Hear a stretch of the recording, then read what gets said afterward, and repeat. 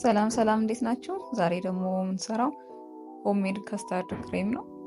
ያው ለቦክሰኛ እና ለሚሊፎኒ የምንጠቀመው ማለት ነው። እሱን ዛሬ አብረን እንሰራለን።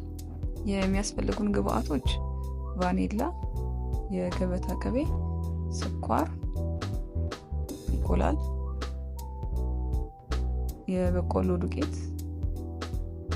እንዲሁም ወተት ነው የምንጠቀመው።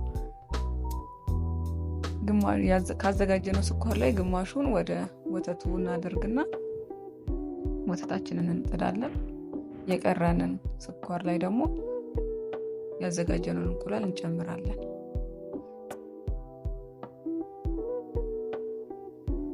ከዛ በደንብ አድርገን እናደባልቀዋለን። ስኳሩ እስኪሟሟና በደንብ እስኪቀላቀል ድረስ ከእንቁላሉ ጋር እንደዚህ በምታዩት መልኩ ከተቀላቀለልን በኋላ ያዘጋጀውን የኮርን ፍሎር ጨምርና በደንብ ሚክስ እናደርጋለን ማለት ነው።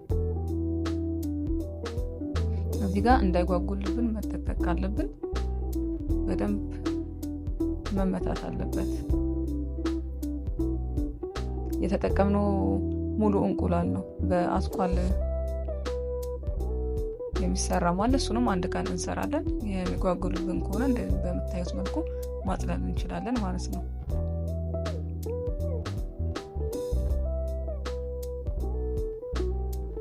ከጠለልነው በኋላ በምታዩት መልኩ ምርጥ ይሆናል። እዚህ ጋር ደግሞ ወተታችን ላይ ቫኒላ እንጨምራለን። ቫኒላውን በነገራችን ላይ አብረን መጀመሪያ ላይ ጨምረን መጣድ እንችላለን። ወተቱ ደግሞ መፍላት አይጠበቅበትም፣ እስኪፈላ አንጠብቅም። ልክ በደንብ ከሞቀ ከጋለ በኋላ ዳሩ ላይ በብል ያወጣል።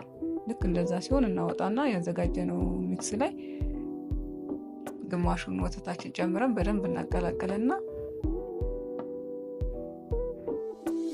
መልሰን ወደ ድስቱ እንጨምራለን ማለት ነው።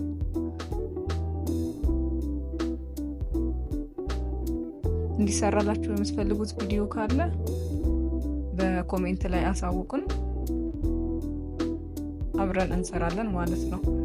ከዛ ወደ ድስታችን ከመለስን በኋላ በደንብ እናማስላለን። እጃችን ማረፍ የለበትም እዚህ ጋር እንዳይዝብን።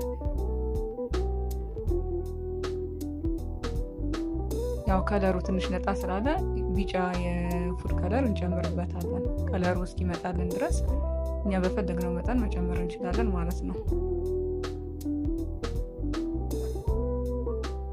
ስለዚህ እናንተም እንዲሰራላችሁ የምትፈልጉትን በኮሜንት አሳውቁን። ሰብስክራይብ፣ ሼር፣ ላይክ በማድረግ ፔጁ እንዲያድግ እንግዲህ የበኩላችሁ እንድታደርጉ እንጠይቃለን።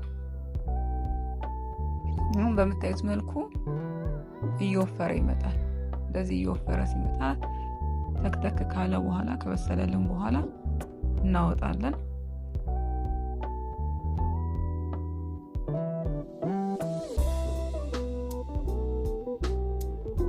ካወጣነው በኋላ ያላችሁ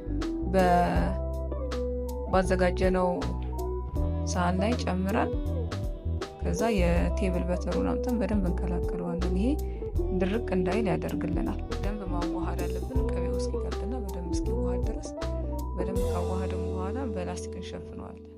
ላስቲኩ ክሬሙን መንካት አለበት፣ አለበለዚያ ከላይ ድርቅ የማለት ነገር ይኖረዋል። ስለዚህ በደንብ አስነክተን ከሸፈንን በኋላ ቀዝቀዝ ሲል ወደ ፍሪጅ እንጨምረዋለን። ፍሪጅ ካደረግነው በኋላ ሲቀዘቅዝ እየቀነስን መጠቀም እንችላለን። ገዝተን ከምንጠቀመው ይሄ ራሳችን የሰራ ነው። ስኳሩንም ምኑን መመጠን ስለምንችል ይሄን ብንጠቀም አሪፍ ነው። አመሰግናለሁ።